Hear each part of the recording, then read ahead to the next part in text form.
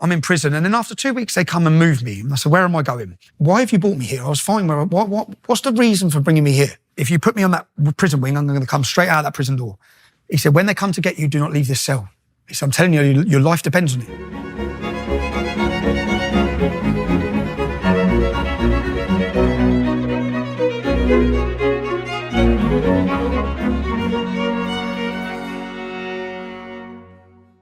Hello, everybody. I'm talking today to the dread Tommy Robinson.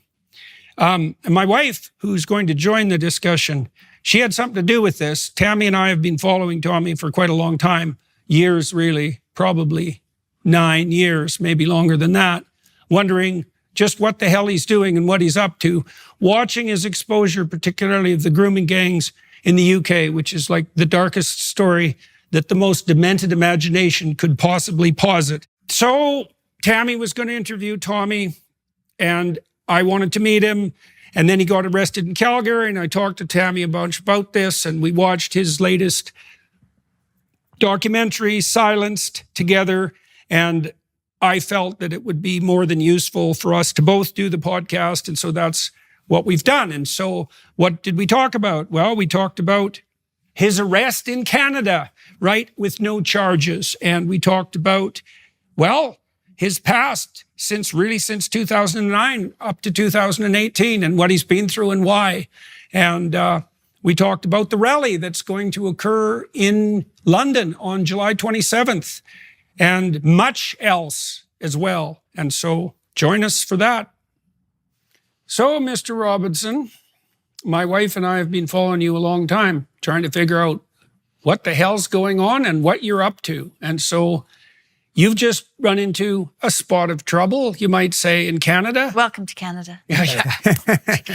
Welcome to Justin Trudeau's Canada. Yeah. So maybe, why don't you start with what happened in Calgary and what you think happened? Because no one really knows. So I went to Montreal.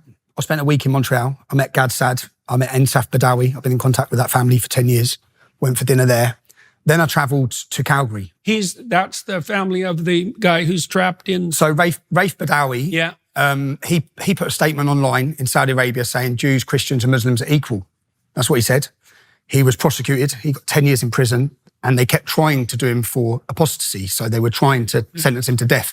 He was sentenced to 1,000 lashes. Now, this was in 2011, 2012. And that was at the start of my activism, but I was in contact with Raif and his family. So he had 3 children, same age as my children. And I've just visited his family. To know that he still hasn't embraced and be able to hug his family still now is insane. Yeah. And there was a fight for his freedom, and Canada gave his family, who at the time, I was in contact with them back then, he gave them refugee status. And so I come to Canada and I went to meet his family. They invited me for dinner. I had a lovely time. Then I come to Calgary. When I landed in Canada, I contacted Ezra Levant because I used to work for Rebel Media. Said, I'm in Canada. He said, great, let's set up a couple of events. And so I landed, and then we set up the first event for 6 days later, which was in Calgary. So I then travelled to Calgary, gave my first speaking event, talking about my politics, talking about my journalism back home, telling about my story. And as I went to leave the event at the end, four cars pulled up, arrested me, detained me, took me to an immigration centre. I wasn't charged. It was quite insane, actually. It's quite bizarre because... Were you ever charged with anything? Never charged with anything. And so what I found particularly strange about that was that I understand that you were detained for some time at the airport. I was detained to begin with? For 3 or 4 hours at Immigration 1. So they went, and I've got a copy of my stamp. So they stamped me with queries. I think because I travelled in on an Irish passport from Denmark, and I didn't have a return flight. Well, they probably knew who you were too. Yeah, but when they questioned me for the 3-4 hours, they wanted to know who I was seeing, where I was staying. I gave them all that information. They made phone calls to the people, and then they released me. And then as I said, when they come, they said they detained me. They took me to the immigration centre, and then they seemed like they were trying to release me straight away. Which the officers didn't seem like they wanted to be detaining me. They said, Tommy, listen. If you agree to conditions, we can get you out the door. Oh, yeah. If you don't agree to conditions, you're going to be on a flight to Vancouver and you're going to be detained. And that detainment could be for a while, yeah? Okay. But I said, okay. So what do you want me to agree to? They said, agree to not leave Calgary and agree to sign in the police station three times a week. So my event... Did they say why? Well, it become quite obvious why, because it was to block my appearance at Edmonton. They said, you're not, I said, what about Edmonton? I've got an event sold out tomorrow in Edmonton. Right. You're not allowed to go to Edmonton. Okay, got it. And then I said, I'm due to be in Toronto. You're not allowed to go to Toronto. So I said, okay, so that's what this is about then. I see. And did they say on what grounds you weren't allowed they to said, speak to all the people who'd already paid for you to speak to them? They said that they didn't believe I've been entirely honest with them in my immigration meeting. So we didn't put up any event for sales for a talking engagement until I was in Canada. When I was in Canada and I spoke to Rebel Media, so once I was through immigration, I spoke to Ezra. Ezra said, right, let's do a couple of speaking engagements. So they said they believe I knew I was doing speaking engagements before I come here. But there was no ticket sales. There was nothing before I come here. It was once I got in it. But I said, what difference does that make? What difference does that make? I'm in Canada. You've given me 6 months, I believe, to be here. Yeah, when you've allowed me in. What difference does it make whether I'm speaking or not? Then they said, and we had lawyers present for all of this, and Ezra hired us the best immigration lawyer. They said that you're only allowed 5 days. If you're coming and doing a speaking engagement, which is a different visa to what you've got, then you're allowed 5 days. So you've had your first day in Calgary, so you can't do Toronto anyway because it's 7 or 8 days later. And then the immigration lawyer said, well, that's not true because you're allowed 5 separate dates and it doesn't matter if they're over the 6 months. So they were trying to twist things the whole time. But then they seemed in a very bad situation, which they were trying to, we spent 2 days of negotiations. So it was this in Calgary? In Calgary, yeah. In Calgary with lawyers to negotiate my exit from the country. So for them, we had to negotiate because what they said is you're not free to leave at the minute. You can't leave. It's my daughter's birthday next week. So I was concerned. I didn't want to tell him that, but I was concerned that I was going to be held here. Then I was concerned whether they were holding me here till after July 27th, which is my next big event in the UK. Right. So my head started going down all the rabbit holes, trying to work out what they're doing. But I don't think they knew what they were doing, if I'm honest. After speaking... Well, it is Canada under Justin Trudeau, so that's a fair assumption. And they didn't want to be doing it. It was very clear. Yeah. The officers that were doing it... In Calgary. Yeah, I wondered about that. Were so nice. Yeah. Were so nice the whole time. And who picked you up? What was the agency? The Canada Border Immigration Agency, CBSA. Right, so it was the federal people. The federal people, yeah. And they said it had come from, because I asked them, I recorded them in the back of the car, saying who's ordered my detention and what for? And they said for immigration violations. Yeah, I poked around in the Alberta government to see if there is any involvement there, and I found no evidence that they knew anything about what was going on with you at all, or could find out about anything. And it doesn't make sense, because then now they've just given me back my passport. But they only give me back my passport under the agreement that I've booked my flight to leave from Toronto. Now, do you have a speaking engagement in Toronto? Today, yeah. Today. When is it? It's at 5. It starts at 5 o'clock. Right. Okay. So what did you want to come here to speak about? So I'll be honest, this possibly could be the most important interview I've done of my life, yeah? I currently face, since leaving the UK, I had a huge event on the 1st of June. Since leaving the UK, I've received no paperwork, but a far left organisation have put out that I'm going to be in court on July 29th. Facing 2 years in prison for a film that I made 4 years ago. So I made a film. Why are you being charged for... Tammy and I watched that film last week. You've watched the film? Yeah. The only thing I saw about it that was, could be argued to be questionable was the fact that you recorded people who didn't want to talk without them knowing. Now, my sense was that it was perfectly understandable why you did that. But, in terms of looking for malfeasance, say, that seemed to be the most obvious thing. Now, you were investigating something, like you have been a lot, as far as I'm concerned, something unspeakably vile. And so it seems to me that you had a moral obligation as a human being and as a journalist to do exactly that. But what the hell? Why are you up on charges for 2? So I'm up for contempt because when we talk about the politicisation of the judiciary or the weaponisation of the judiciary, basically, when this story that you've watched, this story went global. It was a global news story, which was a total fabricated story. Yeah, you maybe clue people into the story. So there was a Syrian refugee in a school in the north of England, and he's held down on video by a white English pupil, and he pours a bottle of water over him. Now, the headlines were that Syrian refugee was racially attacked and waterboarded. Yeah? So that was the headline, and that went CNN, it went ABC Australia, it went BBC. It was the biggest news story of the world. Yeah. And they blew it up. Now, the story the public were told was that it was a racist attack because he was a Syrian and because he was a refugee. And everyone was told that the white English boy was a racist bully. Now, very quickly as this blew up, I think £170,000 was donated to the Syrian refugee. Our politicians used it. Everyone used this story for their agenda. So the Home Secretary invited the Syrian refugee to Parliament. Professional Lennox Lewis, world champion boxers, made invites to him. Everyone was supporting the Syrian refugee because of the way the story was portrayed. I very quickly got contacted by mothers and parents at the school and pupils at the school saying that there were allegations that the Syrian refugee had beat up girls, he'd attacked girls, he'd threatened to rape girls, all of these allegations. So I made a video saying to the public, you're being lied to about this event, okay? This is not the entire story. You've got a 10-second clip. Stop donating your money, and this isn't the truth. From that, then we have a celebrity jihadist lawyer who represents all the jihadists. So if you've, his name's Mohammed Akunji. So he's the man trying to get Shamina Begum back into the UK. That's the girl that went to the ISIS bride. He was the lawyer for Michael Adebolajo, who beheaded Lee Rigby. He is the celebrity jihadist lawyer. He then contacts me, and it worked with everyone else. Everyone else that was threatened over this story shut up or retracted their statements, yeah? He contacted me and said, you have to pay £50,000, make an apology for your defamation, because I went online and said that the Syrian refugee had threatened to stab someone, and I said he attacks girls. Yeah. They said that wasn't true, so they then started legal proceedings to sue me. Okay. This is where it starts. So they start legal proceedings to sue me. I then launch into action, investigating, because I know what I've said's true, because I spoke to parents, pupils, I spoke to everyone at the school. So then I thought, how do I prove? I'm always thinking outside of the court, because there's no jury in this court case. I'm thinking of public opinion. I need to show the public that I have credibility and I haven't lied to you. In fact, I was the only journalist in Britain who told you the truth about this story. Now, when you see the film, if they can change the entire story, they changed and deceived the entire nation on this story.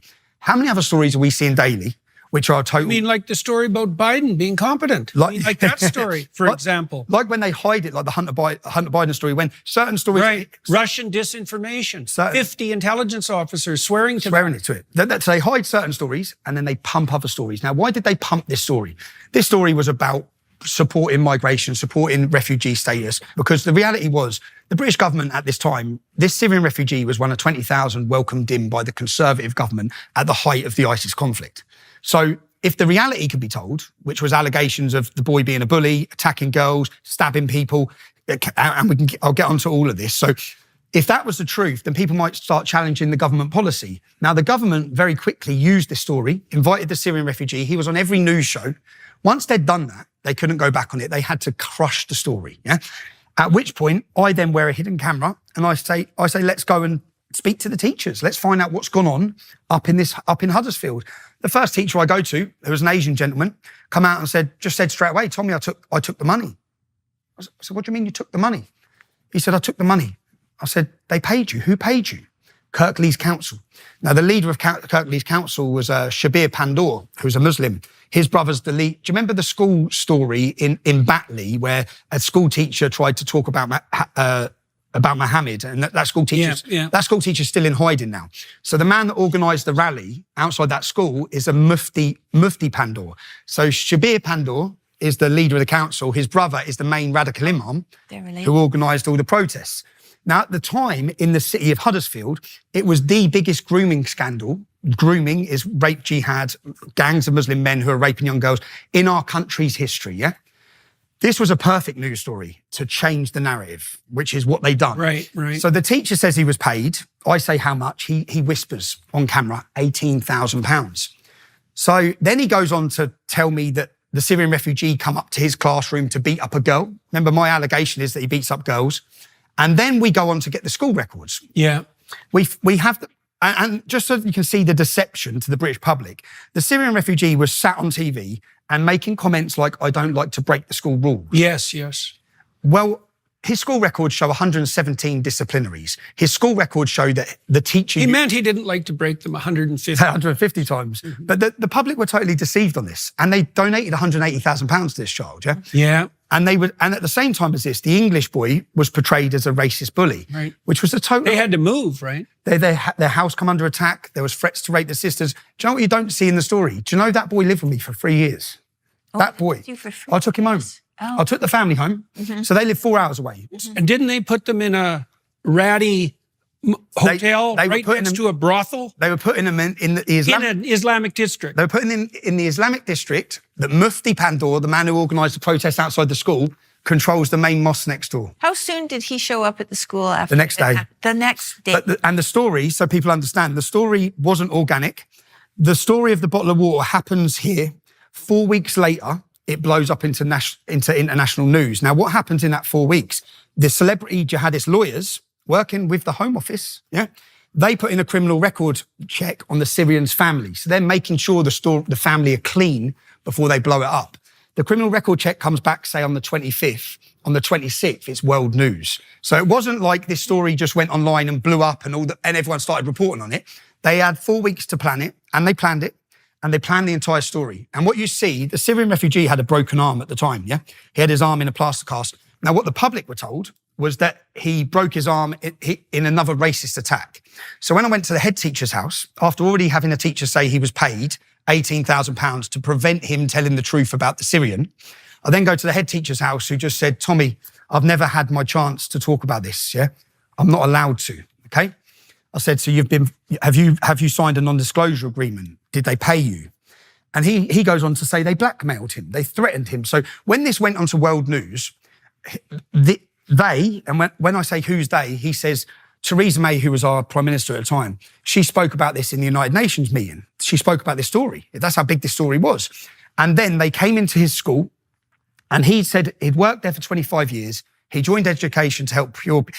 I could have done a whole documentary on that head teacher, They closed the school? They closed the school down. Eventually, yeah. So what happened to his arm? So basically the head teacher says, do you know how he broke his arm? And I did, but I said, no, tell me how he broke his arm. He said he was attacking a pupil 4 years younger than him. So he was 15, he was attacking an 11-year-old boy after racially abusing the boy's mum. Yeah. So he is attacking the boy, and another pupil, because he had a little boy in the headlock, another pupil pushed him off. That's how he broke his arm. But I said, that's not what the whole world was told. We were told. He fell against a curb, He fell against a curb. Yeah. And that's what the records show from the school. And the head teacher says on camera, I investigated it. I know how he broke his arm. And then I asked the head teacher, well, how come the public were never told any of this? He said, we told the media. We were telling the media. All of us were. It was never reported. So then the head teacher goes on to state that they made him sign a non-disclosure agreement. They then escorted him off the school property and he never worked a day since. And part of his agreement, he's not even allowed to talk to other teachers. So they totally shut this case down. Now, whilst they shut this case down, I was a problem because I was a journalist with a very large following telling the public and the world, they're lying to you. So how did they deal with me? They then started legal proceedings. Now, legal proceedings to sue me because they said the allegations I made were lies. Now, so I had to prove... Who was they? The lawyers, the law firm. Okay. But then, as a journalist, I can prove everything I reported is what I was told. I had the messages from a mum who sent me pictures of her daughter's face with bite marks, So I went to court first of all and said, well, I'm a journalist.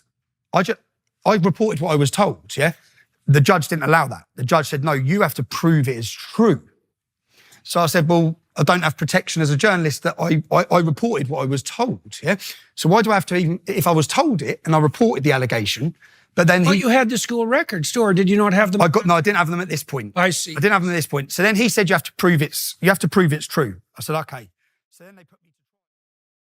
Going online without ExpressVPN is like putting all your passwords and credit card numbers on a huge billboard for the whole world to see. Every time you connect to an unencrypted network in a cafe, hotel, or airport, your online data is exposed. Any hacker on the same network can access and steal that data, like your passwords, bank account login, and credit card information. Hackers can also make up to $1,000 selling your personal information on the dark web. And to think you could have protected yourself all along just by clicking one button. ExpressVPN works to stop hackers from stealing your data by creating a secure, encrypted tunnel between your device and the internet. Plus, it works across all your devices as well, including your phone, laptops, tablets, and more, so you can stay secure on the go. So, secure your online data today by visiting expressvpn.com/Jordan. That's expressvpn.com/Jordan, and you can get an extra 3 months free. expressvpn.com/Jordan today. So then they put me to trial. Now, I spent £100,000 on lawyers at the start of this. It was going up to £200,000 for my legal fees. then it all become very apparent what this was for me very quickly, because we sat down in court and they agreed their legal costs. We're up to £750,000. Right. So then I'm like, okay, this is what's happening. Lawfare. For me to fight this, and I couldn't afford to fight it, yeah. So I couldn't afford the legal teams, but we got into the proving truth. So I had all the recordings, yeah. So I went and got 7 teachers. One teacher, a female, says on camera, women couldn't speak to this Syrian refugee. Right. He hated women, yeah. I say, what was he like? He was aggressive. And do you know, I asked the teachers the same questions. What was Jamal like? And what was Bailey, the English racist bully? And whenever I mentioned Bailey's name, they said, oh, what a beautiful boy. Yeah, right. Really nice kid. Now, so people understand the story of why I couldn't back down anyway, yeah, is when this story blew up onto international news, I went to meet the family, the English boy, and I went to a hotel and I met the mum. They were hiding in the hotel because the police, so you're right, were putting them in a hostile Islamic area in some hotel. So when I met the mum, she was crying her eyes out. She said, I've spent all my Christmas money, Tommy. I've got no Christmas money for the kids. I've been here for a week hiding. We don't know what to do. She had 2 9-year-old little girls with her twins, 2 mixed race little girls who were Bailey's little sisters. Right. Oh, yes, right. That's important. Yeah, it's because they're calling them a racist family. So I said to the family, I said, okay, come and stay with me, yeah, till we sort this out. So I come back up the next day and we go to the house. Now, at the time when this blew up onto national news, their address was put out. And when their address was put out, gangs had turned up, which I wear, again, to prove to the public that it's not my allegation of this, I go and knock on the neighbours' doors and say, what was it like? And they say, cars of Muslim men were turning up here, saying they're going to rape the sisters, they're raping the mum. And then the family at the time barricaded themselves. So the 2 little sisters and the mum barricaded themselves inside their door. Now, when I went to move their stuff the next day, the family wouldn't come back to the house. They were too scared. I said, right, we'll go with men to your property and get you all your belongings, yeah? Because the Christmas presents were under the tree. So that's what the mum was like. My Christmas presents were under the tree. All the kids' stuff said. When I got there, we couldn't get in the bedroom door. The bedroom door was only this much open, yeah? Where the family, this is to understand what the family had to go through. They'd had to barricade themselves in as gangs of Muslims were outside, attempting to get in the house because the boy poured a bottle of water over him. And not just the boy poured a bottle of water over him, but every single, Piers Morgan, Jeremy Vine, the biggest commentators in our country, demanded severe retribution. That's their word, against this child. He was a child. So even if he had... and you said he poured... Wasn't Bailey responding to something that Jamal had done when he poured the water? So what I said originally was that Jamal had threatened to stab Bailey. That was my allegation, because that's what Bailey had told me. When we go to the teachers' houses, I had her under posh teacher because she spoke very well. She said, you do know, and this is all on the documentary, you do know he threatened to rape Bailey's little 9-year-old sisters, don't you? Yeah. So when you see the boy pouring a bottle of water over him in the playground, he doesn't physically beat him up. No. Yeah? Pours a bottle of water over him. You don't get any backstory. And although all the teachers knew the backstory, yeah, one of the teachers, I knocked on her door and I'm so gutted because there was a teacher who knew Bailey, and when I knocked on her door, she just got on her knees crying. Oh, dear. She just fell to her knees crying. And I know why she fell to her knees crying. That's guilt. Yeah. And every one of those teachers, the head teacher had a breakdown. The head teacher's life was a breakdown. And the sad story was, I spoke to other pupils, because I spoke to so many people. Another pupil who had serious mental health issues, always self-harming. When I met him, he said, you see, if it wasn't for that head teacher, I'd be dead now. I wouldn't have survived my school time without that head teacher. Yeah. That head teacher saved my life on many occasions, the fact that I could go and talk to him. Yeah. So this head teacher was a brilliant man from everyone I spoke to. They threw him under the bus. Mm-hmm. They closed the school down. So to get rid of this problem... They closed the school. That's amazing. The school was gone. Amazing. So I still want to know a little bit more about, the contempt issue. So the contempt issue is, I went to court, and 5 pupils who I don't know came to court and testified. Now, one of those pupils got A grade is the best you can get in school. So one of those pupils got 11 A's, yeah? A young girl called Charlie, okay?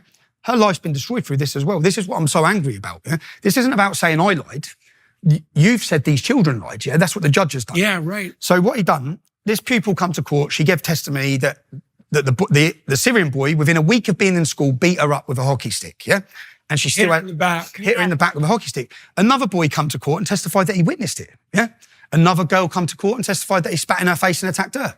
Another boy come to court and said he racially abused her mum. But this is you said the journalists left. They left court. Before that happened. So and then the judge said that all those people were lying and said that people have all sorts of reasons to lie. They just make things. So basically, as the Syrian refugee was given evidence, the media was sitting there and headlines were going everywhere about how scared he was with my video, yeah? And how he was intimidated and his family were in danger. We find out from the police records there were no threats, yeah? But this is how and then when it got to the first of our witnesses, which is 5 pupils, yeah?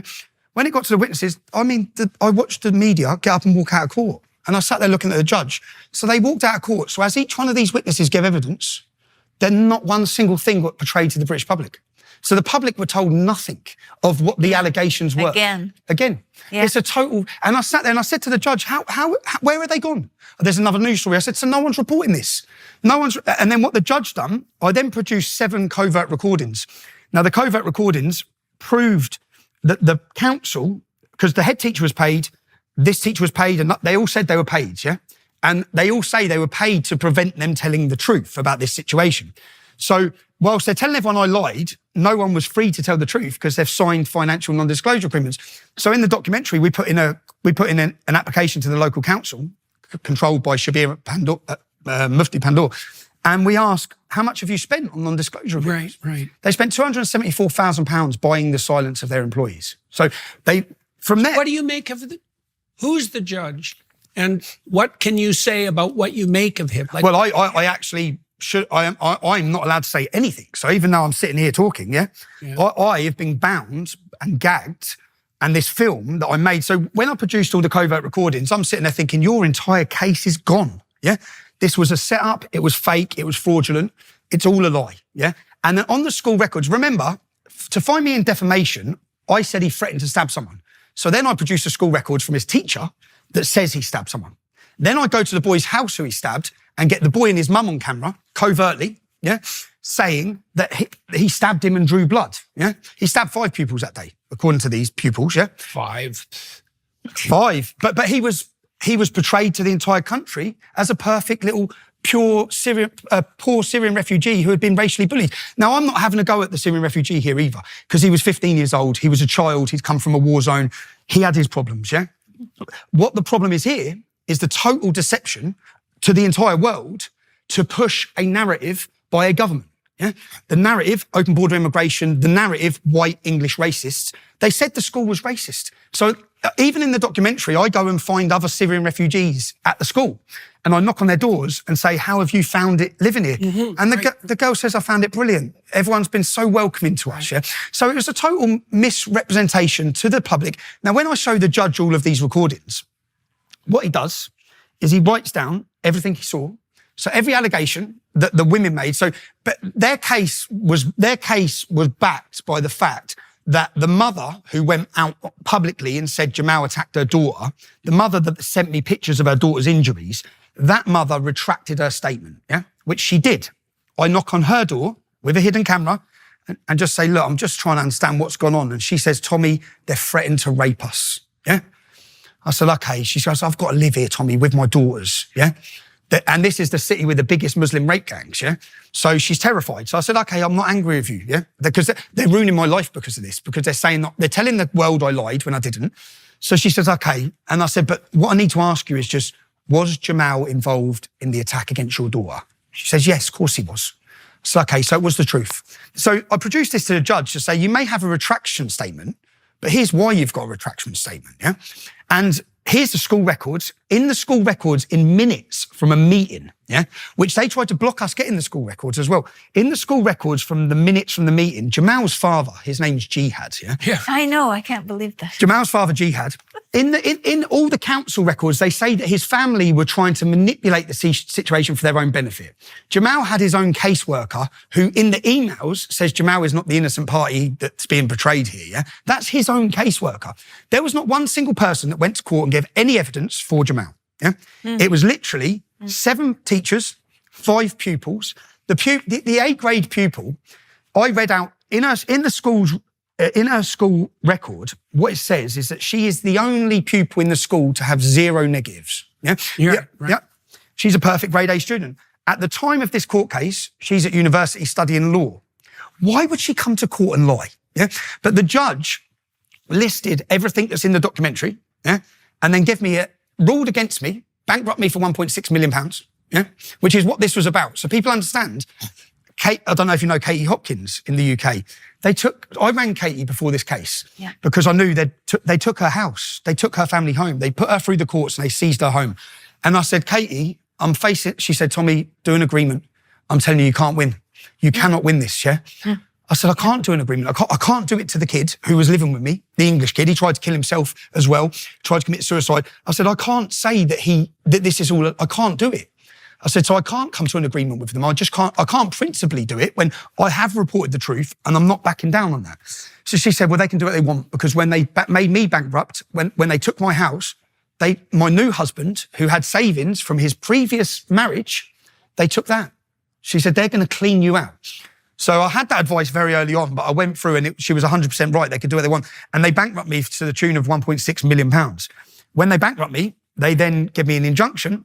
And when the judge gave me an injunction in court, I said, when he mentioned it, I said, the film's already made, yeah? Because I'd already made the film. They knew I had a film because I'd put out promos before the court case.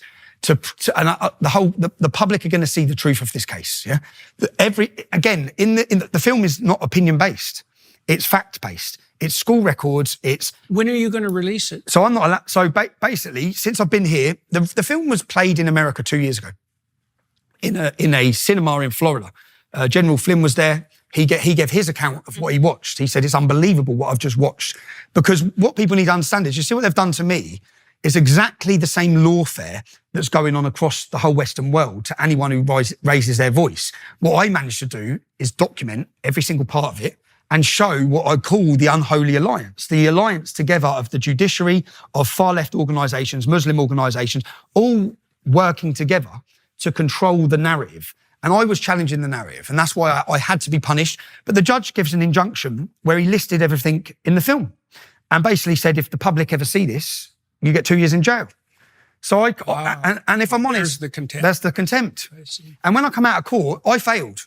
I totally failed in myself as a journalist, because since the start of my activism, which it was in 2009, I've said, if you worry about consequence, you will never, ever bring about change. You won't bring about change. I wouldn't walk out my front door I wouldn't come to Canada if I was worrying about consequence, getting sort of torn down by a communist government. But if you worry about consequence, you won't bring about change. An incompetent communist government.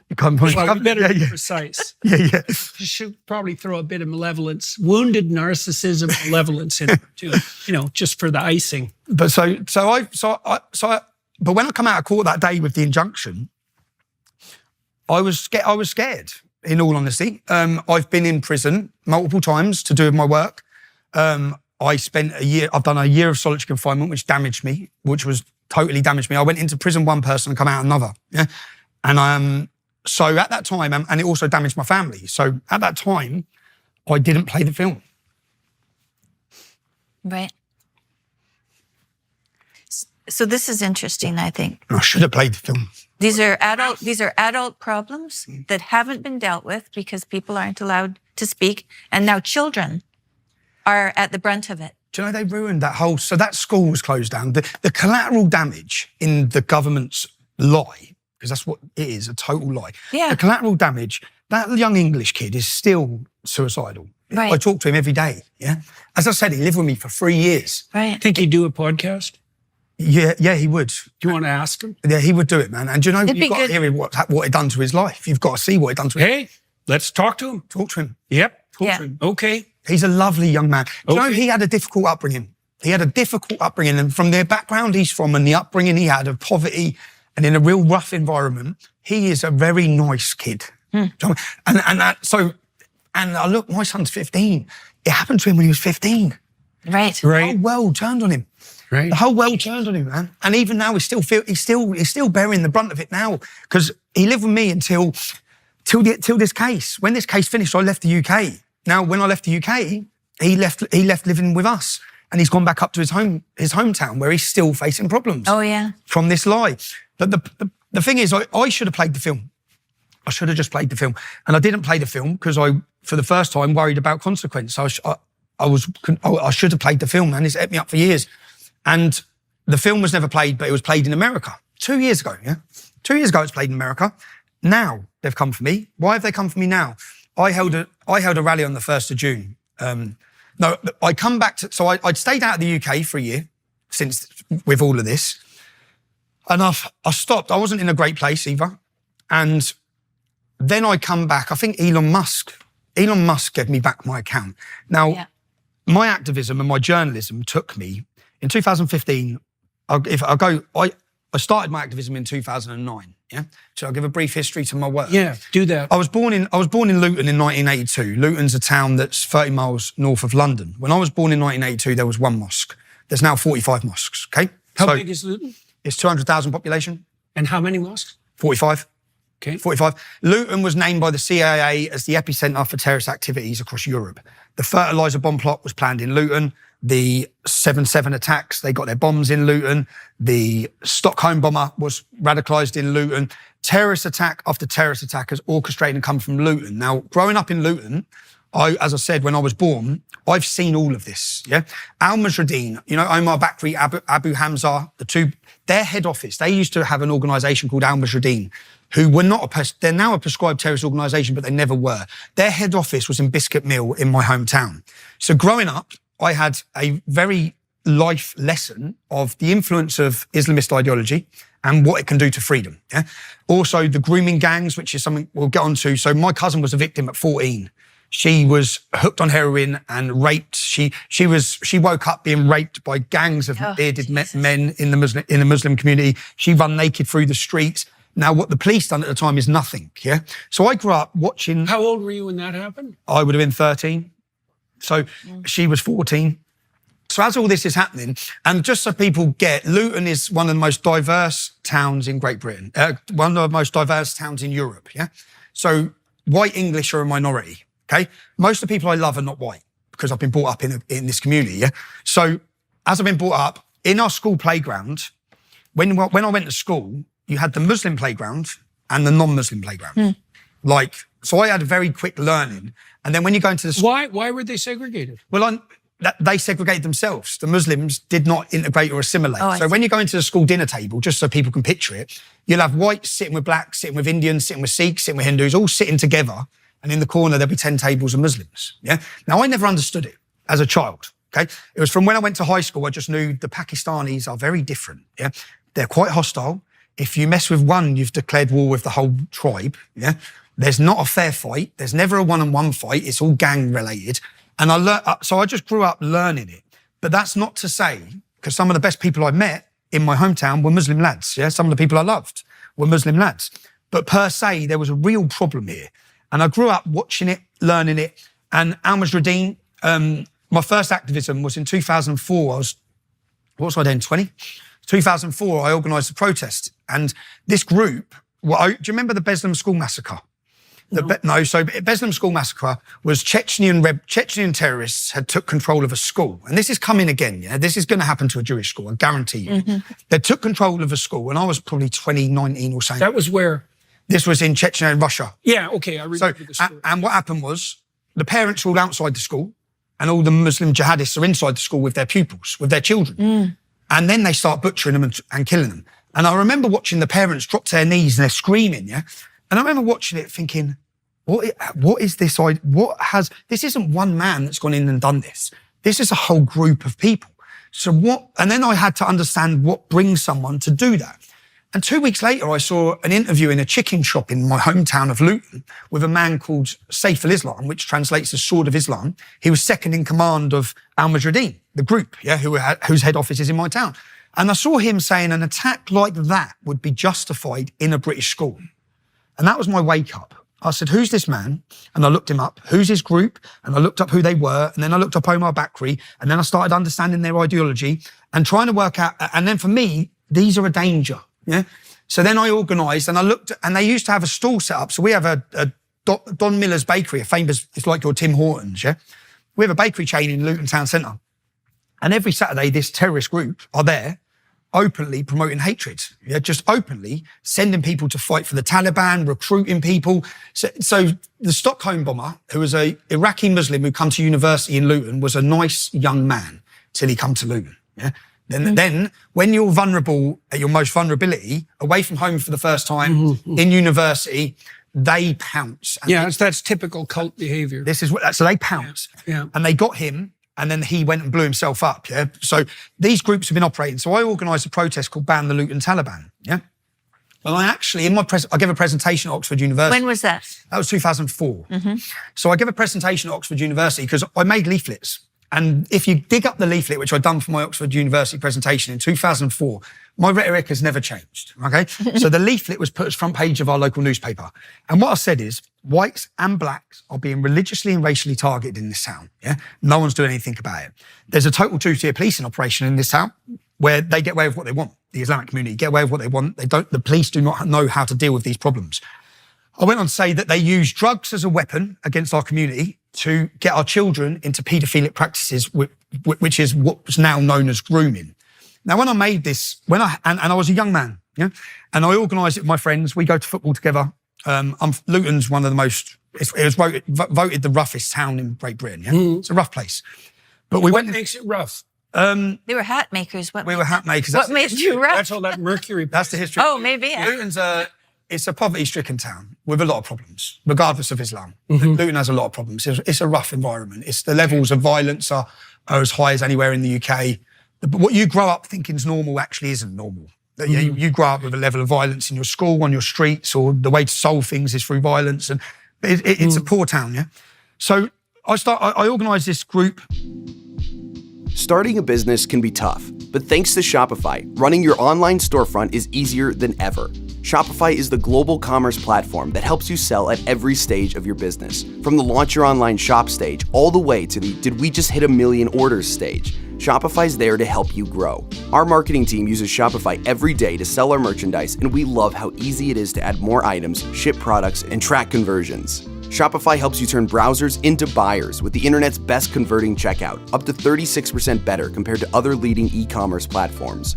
No matter how big you want to grow, Shopify gives you everything you need to take control and take your business to the next level. Sign up for a $1 per month trial period at shopify.com/JBP. Go to shopify.com/JBP now to grow your business, no matter what stage you're in. That's shopify.com/JBP. So I organised this group. About 200 of us turned up, Englishmen, and for the first time it worked. That the terrorist group weren't there. Yeah, the jihadists weren't there that day because we were coming. Yeah, and the police locked it down. But what happened from that point? The police. Tell me what they did. No, the police on this day. The police turned up. We went to Don Miller's. The group weren't there. We then held a little protest at our council building, saying we need to get rid of these terrorists. Yeah, this was before 7/7. This is before any terrorist attacks in Great Britain. The terrorist attacks we've seen, so 60% of the Muslims in Great British prison, in Great Britain's jails, are ex-members of this group in Luton. Yeah, so okay.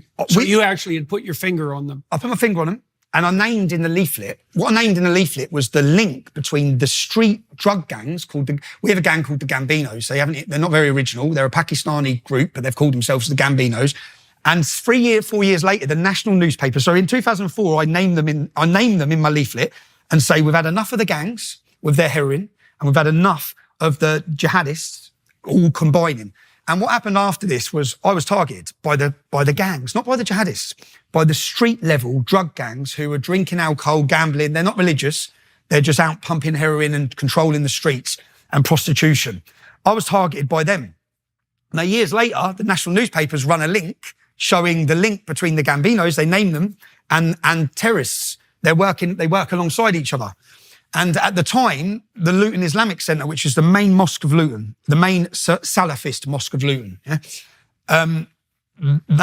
it's the old synagogue, ironically, before the Jews were driven out. It's the old synagogue. It's now... Oh, really? Yeah, convenient. But Kadir Bask was the leader of this mosque. Now, at the time, I then started looking at this mosque because my friends who were Muslim had said, bruv, that's the problem. In this town, that's the problem, yeah? So I went on their website and I translated their website, and I found a 7-page justification for women to be lashed for adultery, yeah? I found justification for killing for apostates. This is on the main mosque, yeah? So I translated it all, and then basically I faced a backlash from the Pakistani gangs, and I had problems then. But at this time, I'm being honest, I was part of a Luton football scene. So I used to go football with my friends. The Saturday would be the day that all the English lads would come together for Luton Town Football Club. It was a cultural thing, I guess. I've never claimed to be an angel either. So I was part of a football scene. So we clashed then with the drug gangs, the Muslim drug gangs. And 5 years goes past. By this point, Do you think you did something wrong there? no, I didn't do anything. I stood up against them. Stood up against them. And at times, so I knew those gangs because we're all the same age. I went to school with them. Yeah, stood up against them. And I remember when they were getting with one of my friend's little sisters, and I rang the family and said, "Do not let her near them. I'm telling you, yeah." At the time, don't let her near them. I know what's going to happen. And then I had all the gangs having problems with me then, saying, "What's going on?" Because I knew them. Yeah, what's going on? I said, "You're not doing to her what you do. I know the family. It's not happening, lads." Yeah, the amount of girls I know who lives have been destroyed through these prostitution drug gangs, and they start off nice with the girls. They get them in. They treat them well. They give them money. These are 13-year-old children, yeah? They give them drink. They give them alcohol. They'll drive them around in their sports cars. Gradually, bang, they're gone. The girl's gone, yeah? The girl's gone. And as I said, when the family... Is that when you became aware of grooming? Yeah, I become aware because my cousin and all the other girls I went to school with. But at the time, we viewed them. So at school, the English kids, we just viewed the girls ourselves. We viewed them wrong. We viewed them as slags because they're off with all the Pakistani men, the older men. Right. We were viewing them as children, just looking, saying what they're doing with all the taxi drivers and what they're going out with all the older Pakistani men. I watched your video about the woman now who's older who talked about the gangs when she was young, and she would get into a car and lay down so that her mum hide when her mum's in the car. Yeah, that's what I mean. Yeah. So all of these things are going on. Yeah. But by this point, we get to 2009. When did you start to understand that your view of the girls that you had when you were 15 or thereabouts, when you were treating them like sluts, was wrong? Yeah. When did you figure that out? When I become an adult. When I become an adult and started looking, thinking, and then 2009, in 2004, I do this protest. We have a backlash from all the Pakistani drug gangs. We carry on, we get through that. I've grown up. I've then, by this point, got 2 successful businesses. Between me and my wife, we had 7 properties. We were successful. We were doing well in life, yeah? And then 2009, we have a soldiers' homecoming parade. So they weren't out there at war. It was the Royal Anglian Regiment, which is our local regiment. Now, Scott Muntridge is 26 years old. He's from the estate I grew up in when I was young, and he died. Michael Swain was 19 and lost his legs. When the soldiers, I turned up on a Tuesday morning with my cousin, and it wasn't well publicised, but we turned up to pay our respects. And when I turned up, I saw about 20 women in full niqabs, which is quite a sight when you see them together. And then I looked and saw Saif al-Islam, the leader of this Islamic group, the Sword of Islam. I looked and saw him, and then I started seeing more of them. And then I saw police everywhere, and I'm thinking, no way, yeah, something's going to go down here, yeah? Then I saw I watched this myself. I watched as the police took a group. Now, because some of our friends got arrested at this event, we got the intelligence. Now, the police actually on the motorways stopped 360 other Muslims coming into Luton that day, yeah? So there was going to be a full-on attack against our armed forces as they walked through the town. But as they walked through the town, I watched as the local... These were the armed forces that had come back from Afghanistan or Iraq. Training. They were training. Yeah. They weren't at war there. I see. Okay. So they had the freedom of the city because they've been away. So then they come to get their march and the public can come out and support them. And it was all downplayed anyway. It was on a Tuesday. It wasn't publicised. We knew it because we know people in the regiment. So we've gone down that day and then I watched the town hall. Now, picture this. This is our town hall. Remember, this group have all gone on to be imprisoned for ISIS, yeah? But that's who they were at the time. Yeah, but no one knows who they are, really. No one has the knowledge of what these men are like. We do because we're born there. I've looked at it. I've researched them. I know who they are. I know the danger of this idea. It's 2009. I'm sitting there, standing there, and I watched my police walk them all through the town hall. They opened up our town hall doors and walked them through. I thought, what's going on there? And then as the soldiers are marching here, then you just hear all commotion. So I go running round the back of the town hall. They've took them through the town hall to stand. As the soldiers walk here, the Muslim group's here, and they're spitting at the soldiers. They spit in Scott Muntridge, who's dead, they spit in his mum's face. Yeah? They spat in the families, and they're shouting... Right, and that's assault, just to be straight. Just to be straight. Yes. Baby killers, butchers of Basra, this is what they're calling the soldiers. Now, my opinion of that war has changed from back then as well, yeah? I believe it was an illegal invasion. I believe it was disgusting what our government's done, yeah? But my opinion has changed on the motive of the war. And our soldiers don't get to choose the war they go into. They swear allegiance to Queen and country, and the government send them to war. Mm-hmm. Now, if these people are upset about the war, take it to the government. Yeah? But they stood in front of our soldiers, and at this point, I was with my cousin there that day, and you could have lit a match and our town would have blown up at this time. Yeah? That's how we felt. But I'll tell you why we felt that, because I'm a proud Lutonian. Luton is part of the identity of who I am, is where I've been brought up. And the only time you ever hear our hometown mentioned, ever, is to do with terrorists and jihad. And now our soldiers have been attacked in our town, yeah, by these jihadis. And not just attacked, but the police walked them through the town hall to do it. So I watched it that day, and I watched the police's reaction. They didn't turn on the Muslims at all. They stood with their backs to the Muslims. So the Muslims were all here screaming abuse. They stood with their batons to all the English people who were upset at what they'd just allowed to happen. And the fact is, the police didn't have to bring them through our town hall. They could have kept them there. How do you think the ordinary rank and file policeman thinks about this sort of thing? I've wondered about that in Canada, because the same things are happening. Well, they had to change the rank and file police to police these events from this point on, because Luton police were furious. After this went out everywhere. Luton police went in the next day, all of them, and they wore Union Jack badges on their uniform that said British police support British armed forces, yeah, because they were furious. They were told to remove their badges, and we know this from the police, and they said no. And 60 of them said, we're going on a walkout. We are not removing these badges because you've made it look like, and the police were unhappy with what they've been made to do. So from this, and for me, as a local lad, like I said to my cousin, we can't allow this, yeah? What's next from this? They've just attacked our armed forces. What's next? Turn up at a soldier's funeral. We know who these men are. We know who these groups are. We need, the whole country needs to know who they are. And we were so outraged that the people of Luton have been portrayed as being against their armed forces, when really it's the jihadis. And what we found out is that every mosque in Luton was leafleted in the days before it. So we didn't know this. So all the entire Islamic community knew, all the imams knew, that our soldiers were going to come under hostile attack by a jihadist group, yeah? What's now a prescribed terrorist organisation.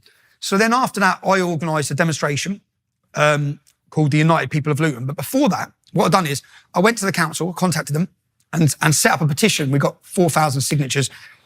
We have laws in the UK which are against, they're called ASBO orders, antisocial behaviour orders. So if two young kids at our local shops keep causing trouble together, they'll get an ASBO order preventing them from being together. Yeah. So what we said is, you've got these orders. I don't want my mum to walk through Luton Town Centre and have to face these jihadist groups. Yeah. None of our family should have to see them all together recruiting again. We want them banned. Yeah. We want them banned from the town. And then we turned up for our first demonstration, which was I went around, leafleted everyone and said, it was Bank Holiday Sunday, we're going to show the country that the people of Luton support our armed forces. Yeah? When we turned up that day, and I knew, because you've heard of two-tier policing now, yeah? It's now become part of the vocabulary of Great Britain, because everyone talks about how we're two-tier policing. In the US increasingly too. Everyone's seeing the two-tier policing. Mm-hmm. But I'd seen it my whole life. Yeah, because I'm from a town that's now 50-60% Muslim, and I know how we get policed. I've seen it. Yeah, so I bought a cameraman. I bought a wedding. He videos weddings. I paid him for the day and said, "Come and video everything." Yeah. As we turned up, the police come up. They stopped us. They made us take our shoes off. Yeah. They searched us. They put their hands in our pockets. And as they're doing it, I said, "You didn't do this to them. You did not do this to them. I watched the day they attacked our soldiers. You didn't put your hands on them. Why are you putting your hands on us? Why are you searching us? Why are you treating us like this? We're coming out to show support for our armed forces." Then the police drew a baton line. So we wanted to get to the town hall, which is where our memorial is, which is where they let them get. And they blocked it. They kettled us for 3 hours. My auntie had to urinate in the street because they wouldn't let them out. Yeah. And I remember saying, no Muslim woman would ever be forced to urinate in the street. You would never do this to them. Yeah. And then they battered us. My friend, who's a little black lad called Craig, they knocked his teeth out. Yeah. Mm-hmm. And there was then clashes with the police. And then, so we were held for 3 hours. We weren't allowed to get to the war memorial. And all we wanted to do was show support for our armed forces. And they locked us down. And after that, I then said no. And then they raided houses. They went to my mum's house. This is the start. They went to my mum's house. I wasn't there. And everyone they arrested, they went to each estate. So they arrested one person from each estate. This is the intimidation. And then they gave them all bail conditions, preventing them from entering our town centre 24 hours a day, 7 days a week for 3 months. So then, and I knew they'd been to my mum's, but I wasn't there. So I thought, well, you've done to us what we're asking you to do to them. They're the terrorists. You banned us from our own town. And so then I organised another protest, and I remember contacting the police saying, I don't think you understand the level of frustration here. Yeah? This town's going to blow up. Okay? The years of us being trodden down, the years of us being under attack, the crime, the drugs, the prostitution, the grooming, and here you are, you're crushing us. We're trying to have an organised event. So I said, you need to let us get to the War Memorial because people are not going to be happy. But on that day, I was obviously wanted. They'd been to my mum's house. The other lads who had conditions not to enter the town centre, we all wanted to go. So when I turned up, I gave everyone masks. I said, when we leave here, no one take the masks off, right? When we're getting to the War Memorial today. And 500 young men turned up that day. More, probably 1,000. But we're all from Luton. So the songs we're all singing is about, we are Luton town, it's our town. And then they called us all outsiders. They went on the news saying lots of troublemakers from outside of Luton have come into the town. And we got to the War Memorial that day. And this was the start. What I'd done is I videoed it again.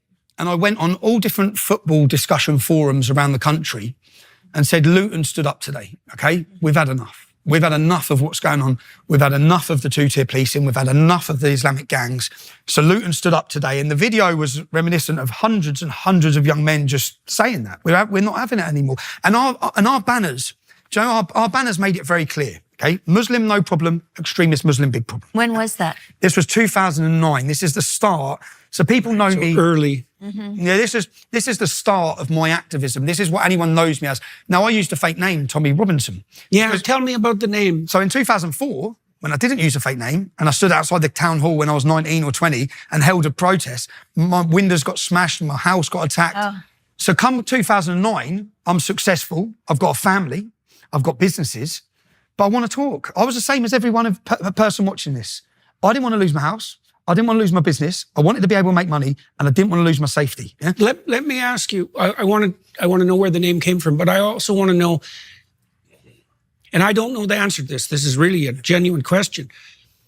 Do you think it was a good move ethically and strategically to change your name, or would it have been better to keep your name, face the trouble then, and deal with it at that point? So, in all honesty, I didn't want to do this.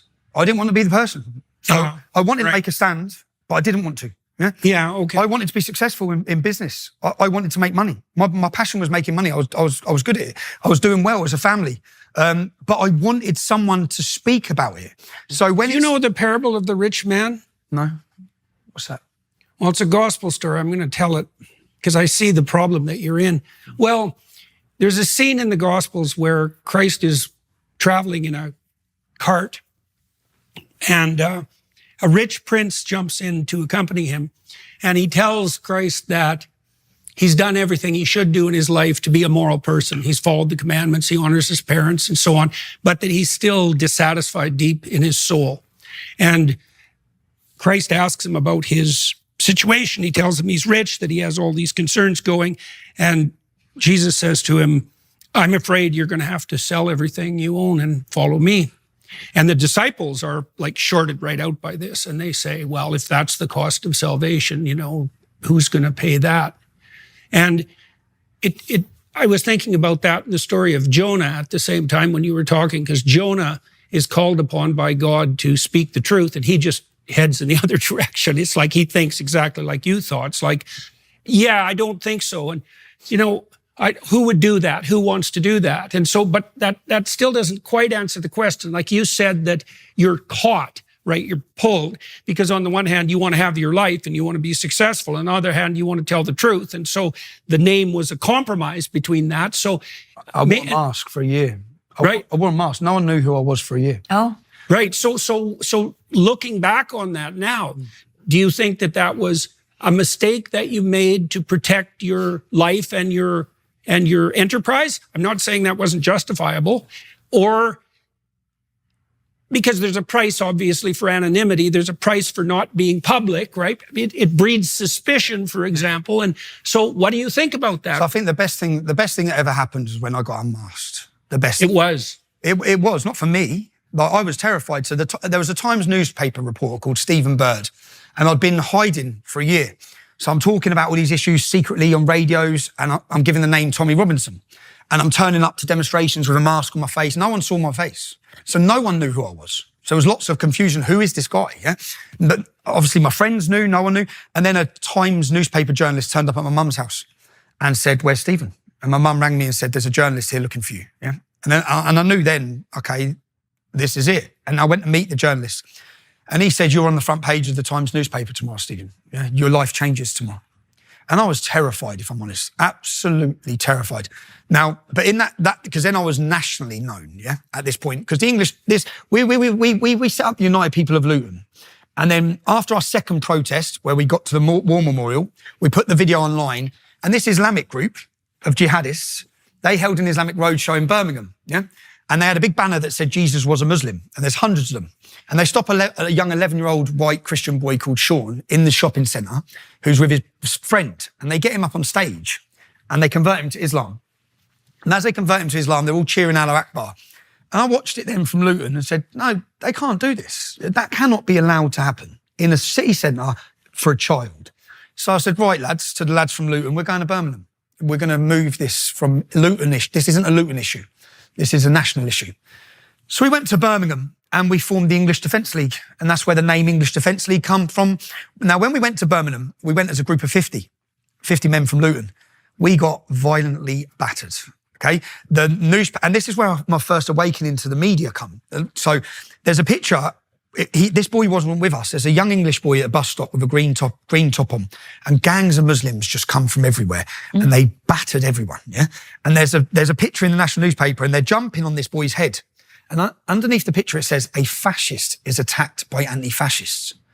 And I remember looking at it. Going, what? I remember I had an awakening to everything because I went from working on a building site, yeah, to 6 months later leading the biggest protest movement Europe's seen. And when we went to Birmingham as a group of 50, we had English Defence League tops on, and it said Luton Division, the name of our town. And these images went everywhere of English men getting chased and beaten, yeah? So this was Birmingham, and our first banners said, "Victims of jihad in Nigeria, we stand with you." Because obviously I was down the rabbit hole. So I was seeing that on Christmas Day, five Christian churches were blown to pieces, didn't make the BBC news, yeah? I was following all these stories around the world of Christians facing persecution at the hands of jihad, no one caring, yeah? So we went to Birmingham, we thought, let's highlight a lot of issues here, yeah? Let's make this a point. And we had banners, we had placards, but we got violently, the police had to lock us in a building for 2 hours because they couldn't control the streets. Then they got buses and put us on the buses and to get us out of there, and all the windows were coming in, there was riots going on. So from this, we then went back to Luton, and then we saw a Christian church in Manchester that had been taken over by Muslims, which there's been another video go viral just weeks ago, similar situation.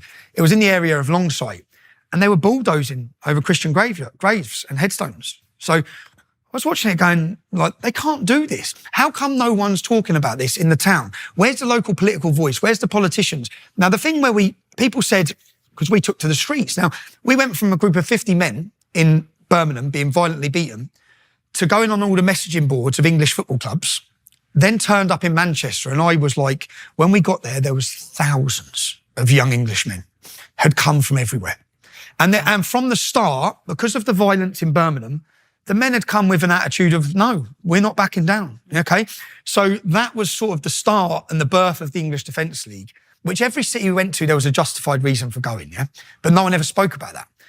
And then I realised very quickly that everything I'd seen in Luton, everything I talked about in Luton, was happening in every town and city. So then I started meeting families that their daughters were missing for weeks.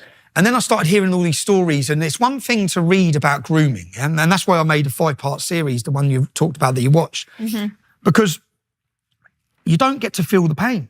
I'm sitting with a mother, a father and a brother whose 13-year-old daughter's been missing for 5 days, and the police have been doing nothing. Now, so I remember going on big chat shows in 2009. Jeremy Paxman was the most feared BBC presenter, and he had a show called Newsnight. And when I went on, everyone was all our opposition at the time, and I was terrified again. And it was the first time so my family had been crying since the time I started my activism, because my mum was threatened with her job. There was violence, police raids, terrorist attack, terrorist plots.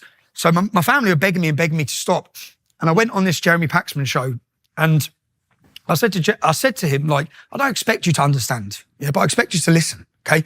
Our daughters are being taken. They're being groomed, they're being raped, they're being prostituted in every town and city, yeah? And he said, you expect us to believe, and it hasn't aged well for him at all, because in the early days, we were condemned as fabricating stories and making this up. So you understand the level. I met a father from Blackpool. The gang took his daughter, okay? The father and the son would ring his phone, and he'd have to listen whilst they were raping his daughter. Yeah? These levels, so you understand, and in 2015, so we go across the country, and I've done a presentation called The Rape of Britain, as well as documentaries, and I go back to us marching through Telford, and now the arrest rates for these crimes, if you do a graph, it goes like this, there's none, yeah? The English Defence League forms in 2009. By 2010 and 2011, the arrests are going through the roof. Now, we didn't expect any credit for it or any recognition for it, but the government were then faced with something they knew was going on. Look, my sense was, and this is part of why you're here today, like I've been watching that since then. I don't know if it's since then, but it wasn't long after that. And it was my sense at the time, and this is something I think that Tammy has observed too, that your work was essentially what called attention to the fact of these grooming gangs. So Andrew Norfolk is the Times newspaper who finally questioned these gangs. Now, what he says, we saw the emergence of the far right. He's given an interview. I had been made knowledgeable of these gangs for years, but everyone was too scared to touch it because all the men were Pakistani Muslim and all the girls were young English children. Yeah. So he'd known about it. So for me, Andrew Norfolk, yeah, okay, you ended up reporting it in the end, but you was a coward for years. Yeah, Well, I also think, it's hard for people. What do they say? Carl Sagan said, extraordinary claims require extraordinary evidence. I talked to Michael Schellenberger about the trans butchery of kids that's going on now, WPATH. And Schellenberger, who's a very brave journalist, told me that he had listened to my interview with either Abigail Schreier or Helen Joyce detailing this out probably 2 years ago now. And he said he couldn't believe it. It took Schellenberger 2 years to contemplate this because he couldn't believe of the magnitude of the crime. And I think it's not merely cowardice, although there's plenty of that. It's also the fact that, look, it's a lot easier to write you off than to admit that there are gangs of people who've been brought into the country who have set out malevolently and with intent to rape thousands of girls. So it's a hell of a lot easier to write you off as a far-right extremist than it is to even begin to contemplate what that might mean. And that's what he said. He said, when I saw the emergence of the far right, by far right, he means concerned English fathers, yeah? Mm-hmm. Yeah. Concerned Englishmen who are saying, well, we've had enough of this. If you go back to our videos, we're marching through cities saying Muslim pedos off our streets, yeah? Before all this. Now, typical far-right stance. Yeah, 2015 is when the Rotherham report was released, okay? Now, this is when Andrew Norfolk started talking about it. Now, so Andrew Norfolk starts talking about it, then they do an investigation in the city of Rotherham, and the city of Rotherham has a 3.7% Muslim population, and they find that over 1,400 children have been raped, yeah? And they find that the police knew, social services knew, the government. Right. So I remember at the time of this, when it blew up, everything we'd said, everything we'd been screaming about, yeah? Now it's in a government report. Now that was actually one of the things that really alerted me to just exactly how screwy things had become. So that was before I made the videos that made me viral in 2016. But one of the things I'd been following was that story. Okay. And it took me, the way you react when you come across a story like that is, it's something like, there's just no way this can possibly be true. And it's far worse than you can ever. Yeah, it's far worse. So when that report come out, and let me think of what name I'll give her, because I know all these girls and families now. But you're not allowed to use their hidden. So this girl, one girl, her father had rang 999, the emergency number. When they went through to get the history of how many times he'd rung the emergency services for his daughter, it was 200 times. Oh dear. 200 times he'd rang for help. 200 times. Then two fathers got together, and this is all in the report. It's not Tommy Robinson saying this. Two fathers got together, and their two 13-year-old girls were in a house being raped by gangs of Muslim adults. Yeah. The two fathers went round to get their daughters back. The police turned up and arrested the fathers. They left the girls in the house. There's another incident in this report. 5 Muslim men have a 12-year-old English girl. They've got her drunk. She's in a derelict house. They're all raping her, yeah? The police turned up. They arrested the 12-year-old girl for being drunk and disorderly. Yeah? This is the level of... One girl, she was 12 years old as well, they got a hot iron rod with the letter M, and they heated it up and they scalded her bum because she was the property of Muhammad. Yeah, she was the property of Muhammad. Another girl they got, and they nailed her tongue to a table. They used to take these girls out. We're not talking about sexual gratification here. Yeah, we're talking about total destruction of the most precious thing that we have, which is our daughters. Yeah? This is totally something. And when you go through the cases, I've investigated so many of them and looked through the numbers. Yeah, Rotherham had a 3.7% Muslim population. So for people to understand the scale of this problem, okay, there was 1,400 girls raped. I then looked and How many men do you think were involved? This is Telford. Yeah. So in Telford, I'd done an investigation into Telford, and the reason I chose Telford was one of the gangs where we'd had the report. The police had identified 1,000 victims, and they'd identified 200 perpetrators. So I went and spent 18 months in Telford, and I got to know the story like you've seen, yeah? I've done a 5-part series called The Rape of Britain. And when I went there, we went there and worked for a year before we let out that we were working there. We got to know the girls. We got to know their families. I spent time interviewing. We had the ones that were willing to go on camera and the ones that weren't. So I got a database, and we built a database of names. So I'd interview a girl for 3 hours, 4 hours, 5 hours, 3-4 times, hear every bit of her story, would then sit down and work through it. Now, when we got the men's names, we had 254 identified, yeah? And when they're identified by more than 3 girls who do not know each other, that's the green flag for me to go for them in the documentaries. I'm going to now make you famous, yeah? And now, the police investigation identified 200 perpetrators. Our investigation identified 254. An independent inquiry has identified over 300. Now, there's only a 1.7% Muslim population in that town. So how many Muslims is that? It's about 3 to 3,500. So when you get rid of the women, and you get rid of the under-16s, yeah, we were talking about 1,000 men. Yeah? 1,000 Muslim men are in that town, and the police identified 200 of them. Now, when they brought them to prosecution, they prosecuted 11. Why? They only prosecuted 11. So when people see these headlines and you're seeing grooming, yeah, they're not doing them. They're doing a little, in each town, they're nicking a few, yeah? They're nicking a few. Now, what we found in our investigation was that one of the most senior ranking officers was receiving funds and monies from the gangs. The gangs act as a mafia. They're a Pakistani mafia, yeah? Their level of violence, the groups that they're linked with, they're all the way to the top, from solicitors to CPS lawyers to politicians. So in this one town where we'd done this big investigation, and we tried to give the information to the police, they wouldn't take it. Yeah. So there is still a massive cover-up going on. So, and I'd done this 5-part series because in 2017, I've always talked about these issues. Then they started making arrests. Now, when they started making arrests, all the crimes I'm talking about, the tongue on the table, the hot iron rod, these were coming out of the reporting. Because for the first time, if there's a 6-week trial, journalists were sitting in the trials and they're reporting all the horrific details. We get told the words they're using, dirty gurass, they use white slag. It's all racial, it's all religious. They're literally quoting the Quran whilst doing their rapes, yeah? So as this is coming out, finally, all of it's coming out. Then all of a sudden, the reporting stops. Now, why is the reporting stopped? They put reporting restrictions on every one of these cases now, yeah? So what happens, instead of getting the details, what happens is they have a 6-week trial, and on the final day, you get 1 day news. 20 men convicted, yeah? So I went up to, one of these cases was going on. So is that the technical restriction? They put reporting restrictions and say, because they're such big trials, they're a group of 10 men, a group of 10 men, a group of 10 men, they're all interlinked.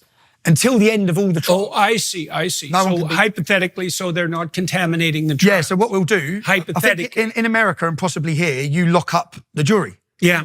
We lock up the public. We don't let the public know everything to keep the jury safe. That's what their argument is for. Okay. So there's a case going on in Leeds. Now, at this time, I'm doing journalism. I went to the top Kingsley Napoli lawyers in London. Ezra Levant sent me. I went on a course to understand what a can and can't do around court reporting. So when they have a reporting restriction, the judge has no power over putting any restrictions on any information that's already in the public domain. So I looked at this case, 30 men. And my problem with this was, which I'd previously been to another case. There was another case in a place called Canterbury. These cases are everywhere. Yeah, you've got to for the public, you have to understand the crimes that are going on and been allowed to go on, facilitated and accommodated to go on, literally handed over our kids. So in Canterbury, a young girl was drunk. She was 14 or 15. She walked into a kebab shop, a Muslim-owned kebab shop, and asked for directions. She's taken upstairs by all 6 members of the staff. They find all of their DNA. She found crying down the road. They've all raped her. They're all on bail. So I looked at this case. They changed the name of their shop. They're still running the shop. So I went up to the city I went up to the city and I asked the people who were walking past, are you aware of any allegations against this business? No. So no one knew. There's kids, I'm watching kids. Same people operating? Same people running it, they just changed the name. I'm watching kids going in there. Jesus. So then I went to the court case the next day because the man's in court. Now, I went to the court case and this was before I was aware of the laws. You're not allowed to stand on court property and video yourself, yeah? So I stood on court property and said, this is what's happening. 6 o'clock in the morning, my door goes through, I'm raided, I'm taken from my home straight down to Canterbury Court where they've told me, because the judge, obviously, this is embarrassing for the judge, 2 other people went and leafleted the estate where the men lived. Those people were sent straight to jail. Paul Golding. He was put straight in prison, yeah, for handing out leaflets to warn the public, this man, and all these men are now convicted. They got 25 years. But they had their DNA anyway. So why are they out on the street? Why are they still running a business? But this was Canterbury. So then I go for legal training to make sure what I do is legal and right. So they've put these reporting restrictions on. So I stand outside the court case and I report 30 men are alleged to have made, or alleged, I made sure I said alleged, they could be innocent, yeah? These are the crimes they're alleged to have done. And I'm warning the public that these cases are going on in every town and city and you're not being told the reality of the situation here, yeah? And these are the signs, and I read the men's names because it was already in the public domain from when they first were charged. So I read everything that was in the public domain, I stood outside court, and then the police come over and arrest me. And they arrest me for a breach of the peace. That's on camera. This video, and as they're arresting me and handcuffing me, I'd only gone to work. I said, get me a lawyer, yeah? And as I get put in the back of the van, I said, thank you, because millions are now going to watch the warning I've just given, yeah? I get taken into the judge. The judge sentenced me to 13 months in jail. Straight away. The judge lets the rapists go home. One of them packs his bags and goes to Pakistan. He still never faced justice, yeah? So they all go home. I'm in jail. I'm the big risk, yeah? I got 13 months in prison. And I remember getting to jail. That happened then? Within 2 hours. Within 2 hours. No court case, no trial. Contempt of court, yeah? Bang, 13 months. And I remember standing there going, 13 months, what for? Yeah, what for? Okay, so, and this is, there's one case where there's no jury. I didn't even get asked to plead guilty or not guilty, you know, which is the reason they had to release me in the end. So I get 13 months in jail, I get to prison, I ring my wife. I said, I'm in jail. Like, she's like, what? I said, I'm in prison. I've just been sentenced to 13 months in jail. Like, and from prison for me, our prisons are literally ISIS training camps. They've taken over control. The same in America. I tried to give these warnings for a long time, yeah? They will control your prison system. The most vulnerable and weak in society who have been wronged their whole life are going to be turned against your country, yeah? Because that's what they're doing, okay? The money coming in, the most of them are Salafism. They're controlling the prison. So for prison, for me, is a dangerous place. And I land in HMP Hull, which doesn't have many Muslims. So I think, great, yeah? I'm all right here. Right? So I spend 2 weeks in there. But what I don't know is when the judge sentenced me to 13 months in prison, he puts a reporting restriction on anyone knowing I've got 13 months in prison. Yeah? So I'm in prison. Everyone's saying, where's Tommy? Yeah? But rebel media and American journalists have started saying he's in jail because they're not bound by the court's things. So by the Monday, the judge has been forced to release and let people know I'm in prison. At that point, 684,000 people signed a petition demanding my release. Because if you watch the entirety of my video, I just stand and report. And I say, listen, they might be innocent, but this is what the alleged crimes are. This is how many victims of English girls there are. This is how many men there are. You need to be aware as parents. This is what's happening. So I make the video. And the allegation was that I breached the reporting restriction because they made reporting restrictions on it. But by law, I didn't anyway, because the judge has no power to put a reporting restriction on information that's already in the public domain. I was talking about what was in the public domain. But I'm in jail. I'm there. Then after 2 weeks, there's 30,000 people marched on Parliament. There's demonstrations in Sydney. This is when? This is 2017/18. This blew my name up. Yeah, it blew up so big. 30,000 people marched on Parliament. There was a massive Free Tommy, it's called Free Tommy movement that was built. Yeah, and then politicians, Congressman Paul Gosar, he flew to London. Ambassador Brownback, part of Trump's team, contact the government to say, make sure he's safe. Yeah? What is going on in the UK? Gert Wilders flew to Britain. Lots of politicians flew to Britain. And it was all blowing up. And I'm in jail, so I don't really know what's going on. I'm in prison. And then after 2 weeks, they come and move me. And I said, where am I going? And they took me to HMP Onley, which has the largest Muslim population of any jail in Great Britain. Yeah? So as I get there, why would you do this? How does this make sense to do this? And then when I got there, they said, so you're going to have to self-isolate yourself. So I'm not self-isolating myself. Yeah? Why have you brought me here? I was fine. What's the reason for bringing me here? And then I said, I'm not self-isolating myself. Yeah? If you put me on that prison wing, I'm going to come straight out of that prison door. And then I'm going to be in a position where I have to defend myself. But I am willing to defend myself, yeah? I've done nothing wrong to what they want you to do when you get to prison is if you ask for protection, you're put with paedophiles. So I've done nothing wrong to warrant myself being in this position. Yes, well, it'd be very convenient for those who aren't very happy with you to be classified with the paedophiles. Classified with paedophiles or killed. Right. Those are good alternatives. Yeah. So 6 Muslims were sentenced to 30 years for planning to kill me. They got caught with guns and bombs, yeah? I get put into Woodhill prison. I'll go back to Onley, but I get put into Woodhill prison. I'm in the prison system. I go onto the first night centre. My door opens. It's an ex-paratrooper, British armed military, who's now a prison officer. He said, when they come to get you, do not leave this cell. He said, I'm telling you, your life depends on it. I said, when who comes? When they come to get you, that's all he said. When they come to get you, I said, what do you mean? He said, when they come to get you, don't leave this cell, Tommy. Your life depends on it, son. Do not come out of this cell. So I said, all right. 2 hours later, my door opens, prison officers, he's with them. He said, right, you're going on to A wing. And I said, I'm not going anywhere, mate. And then I said, I'm not leaving this cell. I'm not coming out of this cell. And he said, if you don't leave this cell, I'm going to arrest you and you're going to be put down into solitary confinement. You're going to be arrested. I said, okay. So he said, okay, you're arrested. And then I'm separated. He then comes to see me. He said, you were going on A wing. That's where the 6 Muslims are who are doing 30 years. Yeah. You're dead. They're handing you to them. You're dead. Yeah. So I said, okay. And then I'm obviously thinking, Jesus, they're literally, he said, and I write her name. He said, the woman would be done for corporate manslaughter, but it's too late for you by that point. So I said, okay. The next day I have a meeting with my lawyer and I go for the meeting with my lawyer. And then there's a waiting room, say like this. And I've had my meeting and this is the visits waiting room for illegals. And they opened the door and I walked in, I saw beards, but they was as shocked to see me as I was to see them. So I was like, okay. So I didn't even sit down. I stood my back to the wall, they locked the door. And as soon as they locked the door, boom, I lost my teeth. So I'm getting battered in this little room, but they literally put me in the room with them. Yeah. So and who exactly were you in the room with? Muslims, just Muslim prisoners. Because obviously I'm the most outspoken critic of Islam. For the prison systems, but the Muslims didn't know I was coming in. If they did, I'd be dead. I'd be dead. They'd had weapons waiting. Because I could see by their faces, they've all looked at each other. And I'm looking for them. But there's about 8, 9 prisoners in the room. There's only 3 Muslims, but anyway, what feels like 10 minutes was probably 60 seconds. The prison officers have come in, they've broke it all up. I've lost my front teeth in there. I'm then transferred to another prison. And this is each time I've gone through the prison system. So in this one where I was reporting, I've been put into H&P Onley. And I said, I'm not locking myself away. Yeah? They said, okay, well, you're going to go on solitary confinement. Mm-hmm. But I said, why have you brought me here? You put me in this position now. So they put me on solitary confinement. And this is the sentence where I went into, I entered jail one person, come out another. Yeah. So how long were you in solitary? On this one was 12 weeks. But I lost 30 pounds. Yeah. Because your prison is brought to your cell door and it has your name on it. And the Muslims, it's a majority Muslim prison who all run the servery, who are all preparing the food. So I said, I need tinned food. I can't eat food that's been put on my cell door. So I had 5 tins of tuna a week. That's what I could afford to buy. So that's all I ate, yeah?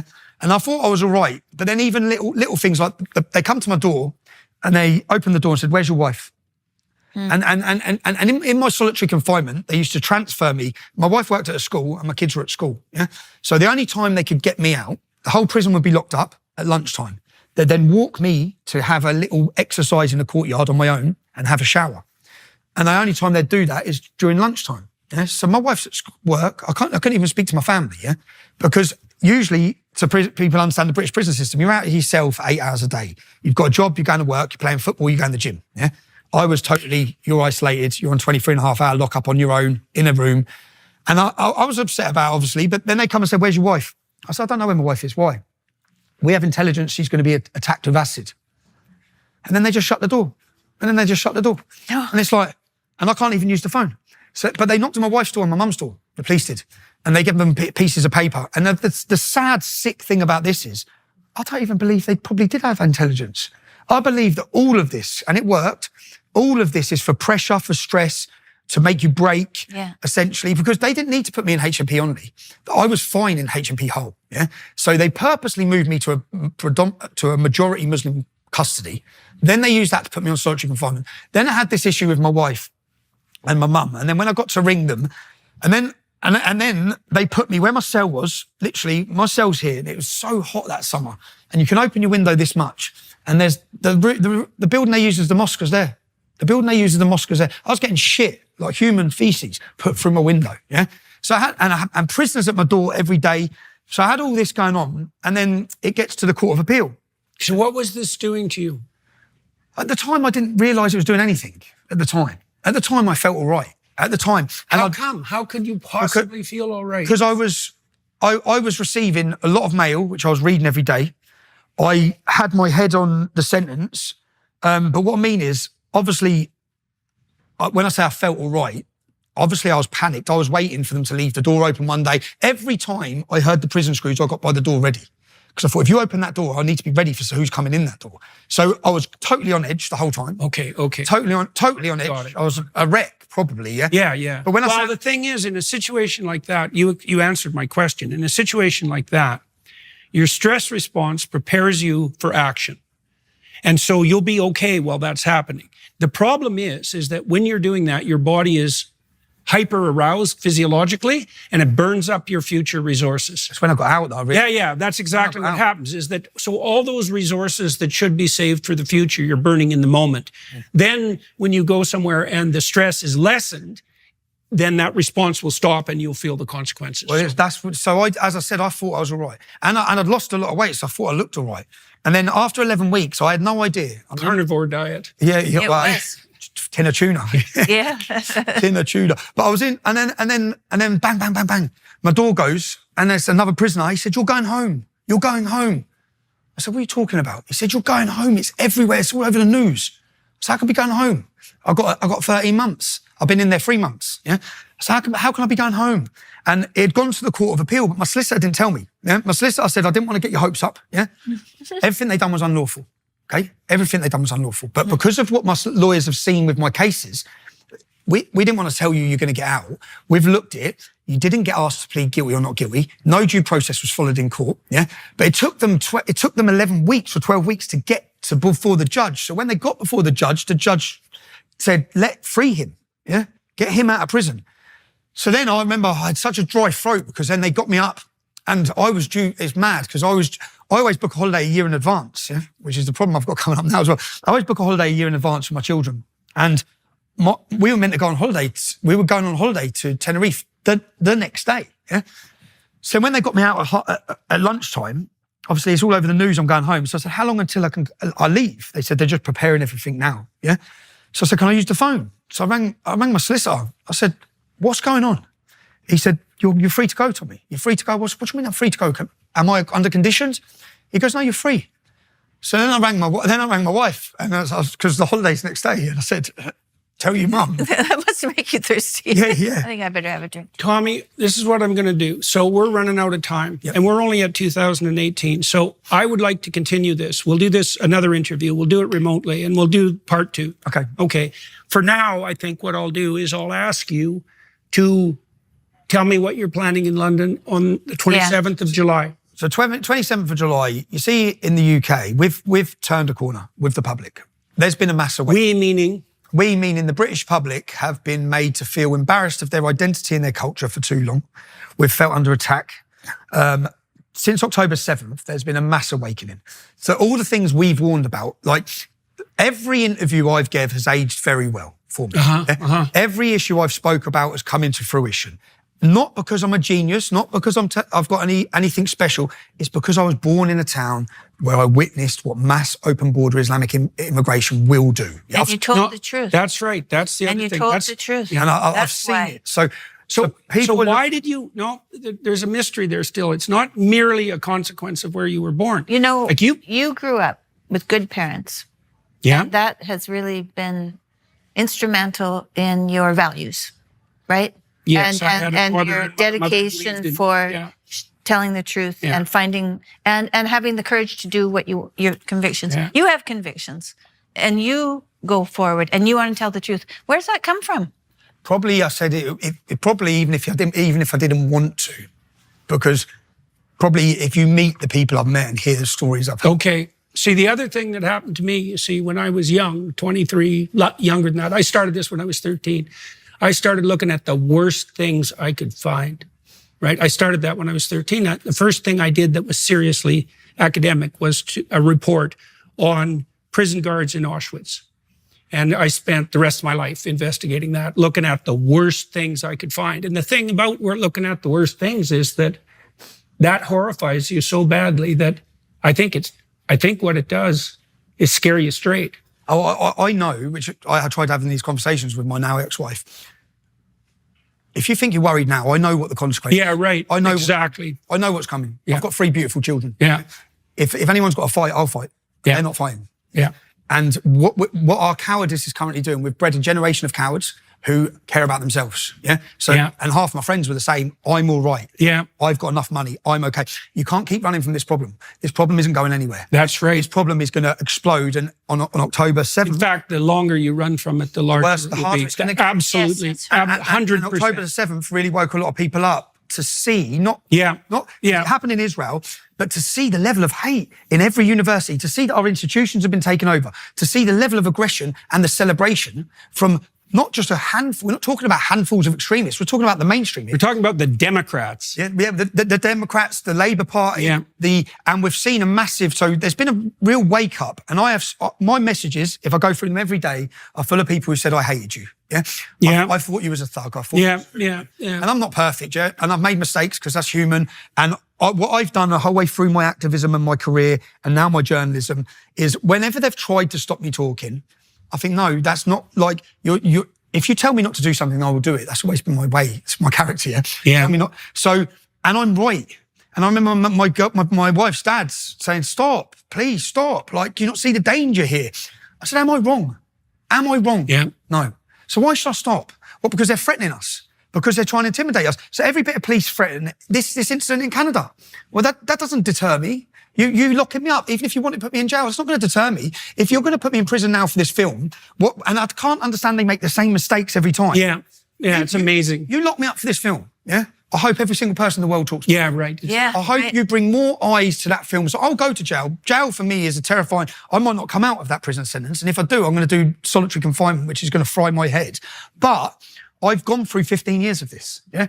And I am committed to it. And I think that when I say they have underestimated the human spirit and certainly the British spirit, yeah? And what you saw... I hope so. What you saw on the 1st of June was the British spirit. And what you're going to see on July 27th is... What are we going to see on July 27th? You're going to see the largest gathering of unified British public that they've seen. And when I say unified, they like to separate us and divide us, yeah?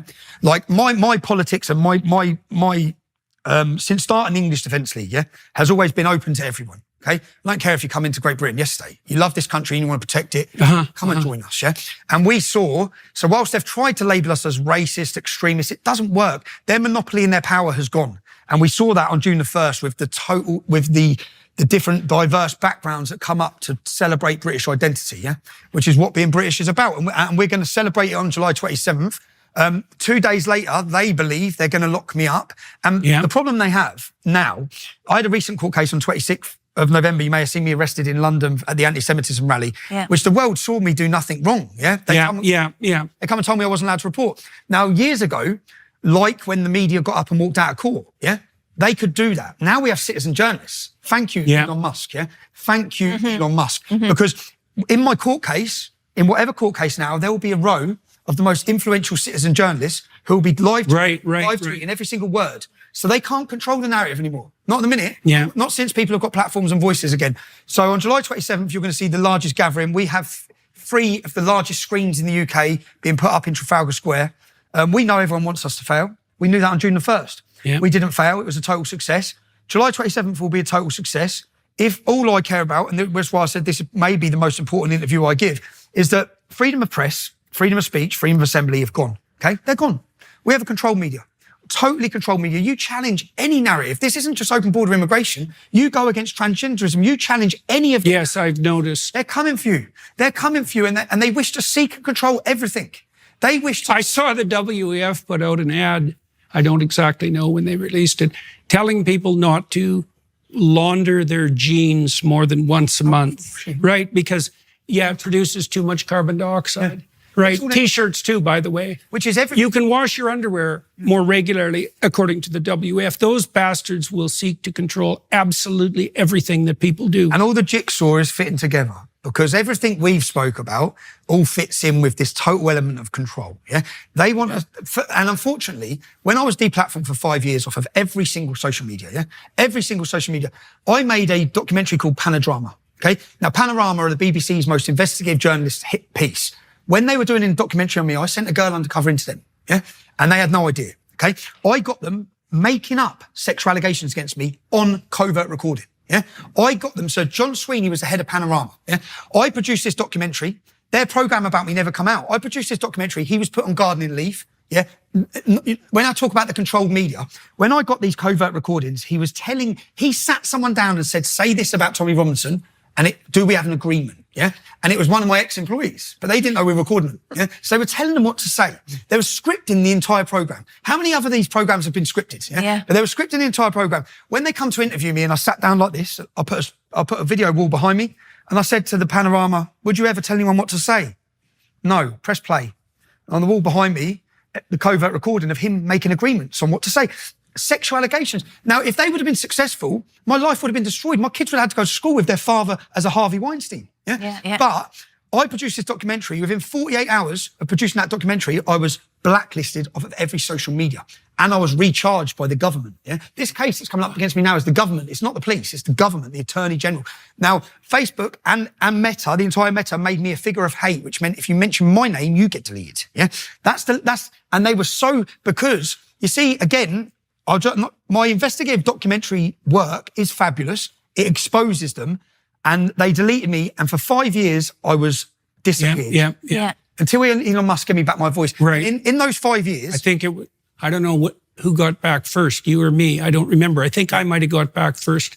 Means I'm somewhat less controversial than you. So congratulations on that. So Tam, we should wrap up and we will continue. No, I don't have any questions. You don't have any questions? No, All I just want to thank you. I really want to thank you for coming. Yeah, so maybe let me ask you a question. I mean, I've been following Tommy for quite a while, but you were quite instrumental in arranging this discussion. So why did you do that? Why? A very long time ago, and supporting you as well.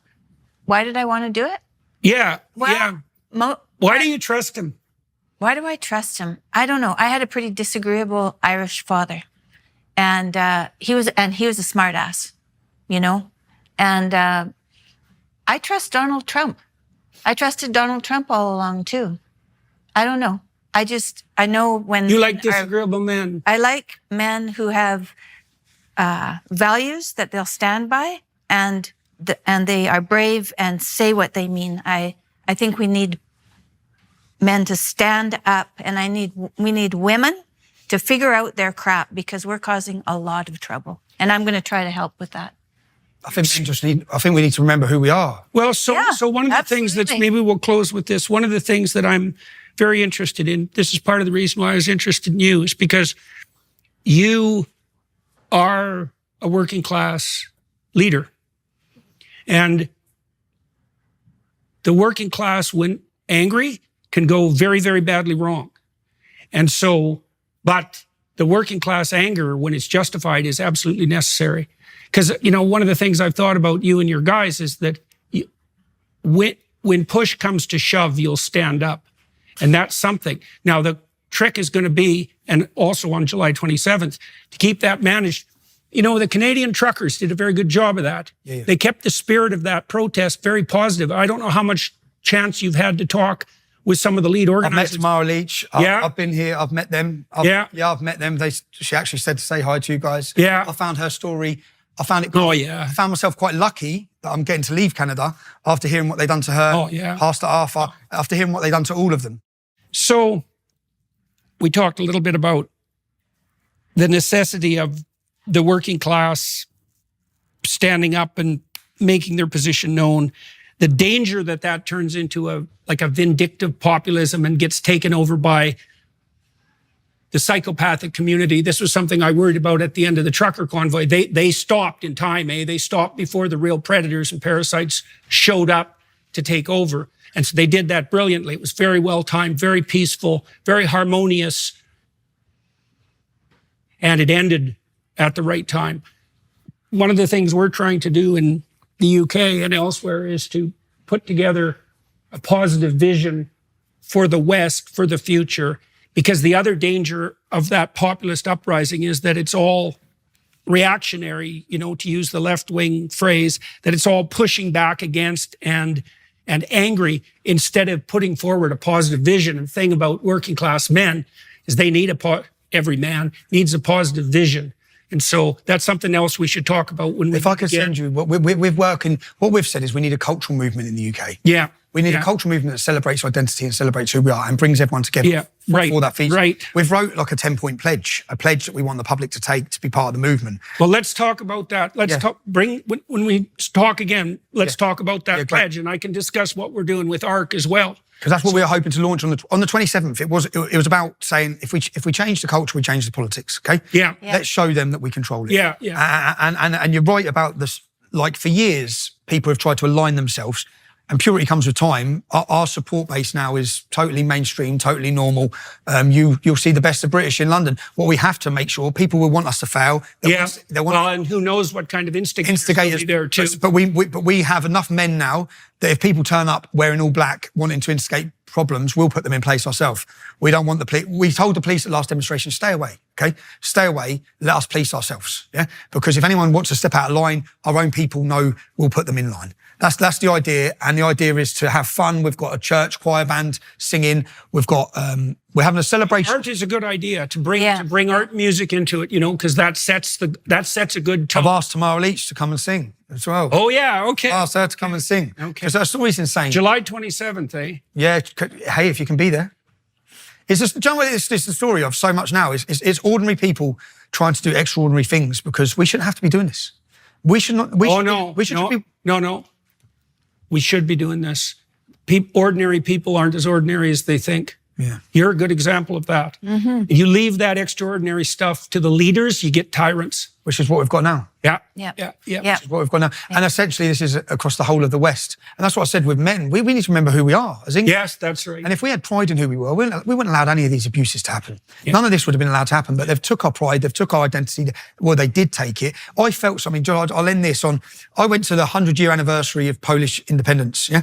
And when I walked at the front of it, the hundreds of thousands of them, I felt something, yeah? I felt the hairs on the back of my neck stood up. I felt an energy that I went home gutted about because they have because they were off the map for over 100 years, because they've continually had to fight, it's ingrained in their people to understand the importance of who they are and their identity. And our new generation don't know this, yeah? Mm-hmm. So I went home pretty upset thinking, where has that gone in Britain? And I felt it on 1st of June. And I feel it now. And I think the British public are feeling it and feeling the sense of identity, the sense of pride, and the sense of coming together to certainly tell the establishment enough's enough here, yeah? We're not sitting by silently anymore. So, yeah, exciting times, but scary times. I want to do July 27th and then I hope that public opinion, they've weaponised, the courts and the judiciary have been weaponised against me. I hope to weaponise the public opinion against them. So if you do want to send me a jail and lock me up for 2 years, let the world know what it's about. So part of the problem with getting the working class aroused, let's say, in anger, is that can degenerate into a vengeful response that doesn't have an aim. And so what has to be associated with that is something approximating a positive vision to make sure that everyone's aligned and upward aligned and to provide the proper replacement to the ethos, let's say, that the Islamic fundamentalist psychopaths, and that's not all Muslims by any stretch of the imagination, are putting forward. So what are you thinking about with regards to vision? So our vision, we've got probably 10 of the main influencers in the UK around politics and culture coming together to come to an agreement, exactly this, in celebrating our identity, in how do we stop the erosion of our culture? What are the 10 principles we can all agree on that we can come together on? We don't have to agree on everything. No one has to agree on everything. Yeah. We have to agree to defend Great Britain, to defend our culture, to defend our identity. Yeah. And so we've got an important meeting on the 9th where we come together, and the purpose of July 27th was to give the public a vision. So here's our vision. Okay. Here's our vision. Okay, got it. Well, thank you very much, sir. Thank you, Tammy. Thank you for ever so much as well. It's a good beginning, huh? Yeah. I'll do what I can to be there on the 9th. Thank you. So, okay. And so to everybody watching on YouTube, thank you very much for your time and attention. The film crew here in Toronto. That's much appreciated as well. To the Daily Wire for putting together the resources to make this possible, and to staying the hell out of the way, which they're very, very good at, which is quite the skill. That's much appreciated as well. Thank you, sir. Thank you. Good to meet you. Thank you, Tam. Yep. Thank you ever so much. Thanks. Thank you. Thank you.